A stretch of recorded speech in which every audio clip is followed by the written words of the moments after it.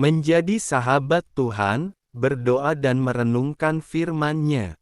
Aku berseru dengan segenap hati, jawablah aku, ya Tuhan. Ketetapan-ketetapan-Mu hendak ku pegang. Mazmur 119:145. Setelah tahu bahwa Tuhan Yesus tidak lagi menyebut kita sebagai hamba, melainkan menjadikan kita sahabat-Nya, maka kita pun harus berusaha supaya kita benar-benar layak disebut sebagai sahabat Tuhan. Langkah awal adalah membangun persekutuan yang karib dengan Tuhan. Dapatkah kita dikatakan bersahabat dengan seseorang bila kita tidak pernah menghabiskan waktu bersama orang tersebut? Untuk menjadi sahabat Tuhan Yesus kita pun harus memiliki banyak waktu bersamanya. Tekun dalam doa adalah cara untuk kita karib dengan Tuhan dan mengenal pribadi-Nya. Jika kita bersekutu dengan Tuhan hanya sekali dalam seminggu saat ibadah saja, inikah yang disebut karib? Persahabatan dengan Tuhan harus dibangun setiap waktu. Belajarlah seperti Daniel, dalam kamar atasnya ada tingkap-tingkap yang terbuka ke arah Yerusalem. 3 kali sehari ia berlutut, berdoa serta memuji Allahnya, seperti yang biasa dilakukannya. Daniel pukul 6:11b. Berdoa yang dimaksudkan bukan sekadar berdoa saat makan, setelah bangun tidur, dan saat mau tidur, tapi kita menyediakan waktu secara khusus dan konsisten untuk Tuhan, bercakap-cakap dengan Dia, mencurahkan isi hati kita, memuji, menyembah, dan juga mendengar suaranya. Sebagai sahabat, Tuhan rindu kita senantiasa melibatkan Dia di segala aspek kehidupan kita, karena itu Ia pun menghendaki kita berdoa dengan tiada berkeputusan dan tidak jemu-jemu. Jadi, tetaplah berdoa. 1 Tesalonika pukul 5:17 artinya tiada waktu yang terlewatkan tanpa kita berkomunikasi dengan Tuhan. Selanjutnya adalah merenungkan firman Tuhan siang dan malam. Mustahil seseorang menjadi sahabat Tuhan tanpa mengetahui kehendak dan rencananya yang tertulis dalam Alkitab. Mari kita belajar dan meneladani hidup Daud yang sangat menghormati dan menghargai firman Tuhan sehingga ia berkata, "Betapa kucintai Taurat-Mu. Aku merenungkannya sepanjang hari. Peringatan-peringatan-Mu ajaib, itulah sebabnya jiwaku memegangnya." Mazmur 119:97.129. Kemudian yang terakhir, kemudian matilah Yusuf, serta semua saudara-saudaranya dan semua orang yang seangkatan dengan dia. Keluaran 1:6. Sejarah hidup manusia adalah rangkaian zaman dengan orangnya masing-masing dalam pewarisan kisah dari orang sebelumnya kepada orang yang ada setelahnya. Kematian Yusuf dan saudara-saudaranya serta orang yang seangkatan bisa mengacu pada 72 orang yang masuk ke Mesir bersama-sama pada awal terbentuknya bangsa Israel di Mesir. Dengan berakhirnya zaman Yusuf dan orang-orang yang seangkatan berarti hilangnya hubungan moral dan ikatan primordial antara Israel dan Mesir. Menjadi generasi perlu mengenal situasi zaman sehingga dapat memberi warna pada zamannya sehingga tiap orang menjadi pribadi yang memperjuangkan hidup pada zamannya masing-masing. Israel setelah kemudian terakhir bagi Yusuf dan orang-orang yang seangkatan dengannya harus tetap berjalan sebagai bangsa yang hanya ada dan akan tetap ada dalam perjuangan bersama Tuhan. Sekalipun dagingku dan hatiku habis lenyap, gunung batuku dan bagianku tetaplah Allah selama-lamanya. Mazmur 73:26. Orang percaya, keluarga surgawi. Demikianlah kamu bukan lagi orang asing dan pendatang, melainkan kawan sewarga dari orang-orang kudus dan anggota-anggota keluarga Allah. Efesus 2:19.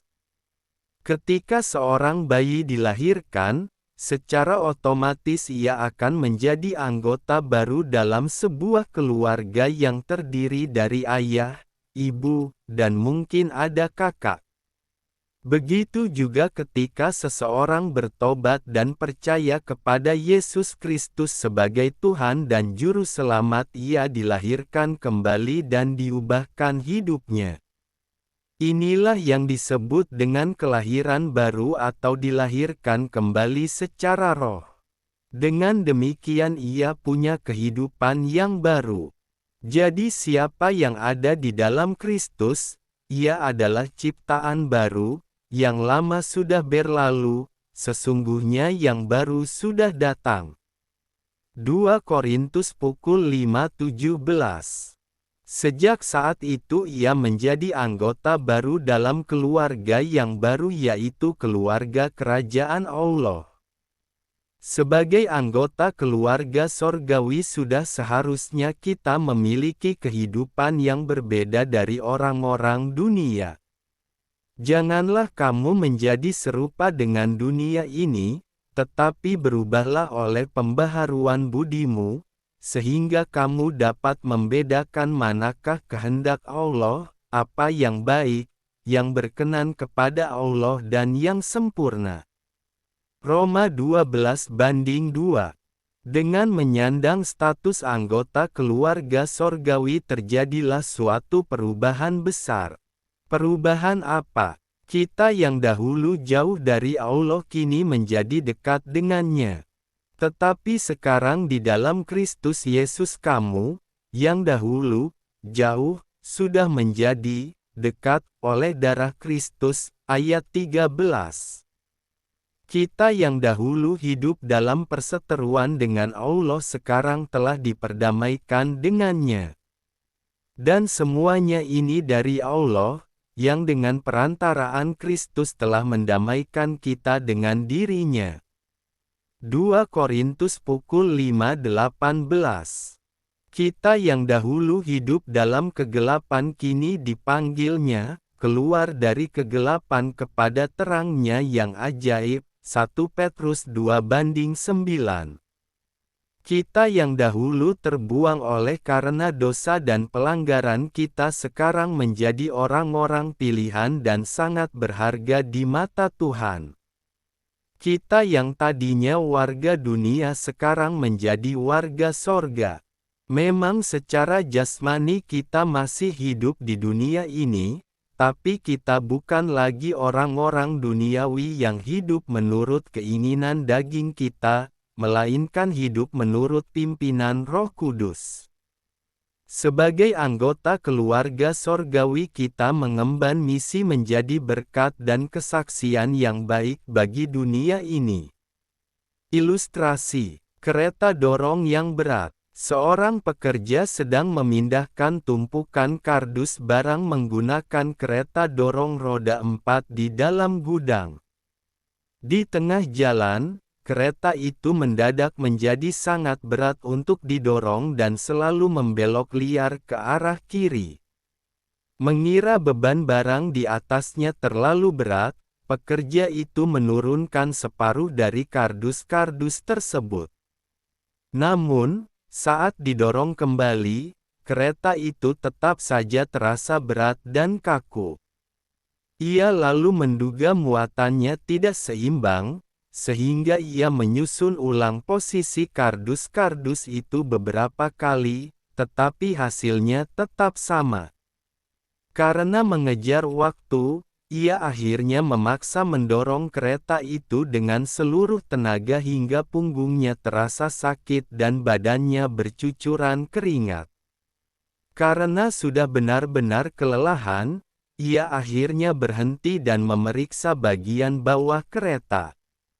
Saat ia memiringkan kereta dorong itu, barulah ia melihat penyebabnya. Ada sebuah kerikil kecil yang terselip kencang di antara celah roda kiri depan dan pelindungnya, membuat roda tersebut terkunci total dan tidak bisa berputar. Pekerja itu mengambil obeng kecil dan mencungkil kerikil tersebut keluar. Begitu roda itu bisa berputar kembali, kereta dorong dapat berjalan dengan sangat ringan dan lancar, bahkan ketika seluruh kardus dimuat kembali ke atasnya. Dalam kehidupan dan pekerjaan sehari-hari, ketika suatu urusan terasa sangat berat, tersendat, atau selalu melenceng dari tujuan, refleks pertama kita seringkali adalah menyalahkan besarnya beban atau memaksakan tenaga secara berlebihan. Kita bekerja makin keras hingga habis tenaga, tetapi masalahnya tidak kunjung selesai. Padahal yang membuat langkah kita terhambat seringkali bukanlah besarnya tanggung jawab atau beban hidup yang kita pikul, mungkin ada kerikil kecil yang belum kita selesaikan seperti kesalahpahaman kecil, prasangka yang belum diluruskan, atau kesalahan teknis sederhana yang terabaikan. Sebelum terus-menerus menguras tenaga dan memaksakan diri hingga lelah, berhentilah sejenak untuk memeriksa hal dasar yang mungkin menjadi ganjalan. Ketika masalah inti di bagian bawah itu diselesaikan, tugas seberat apapun akan terasa jauh lebih ringan untuk dijalani.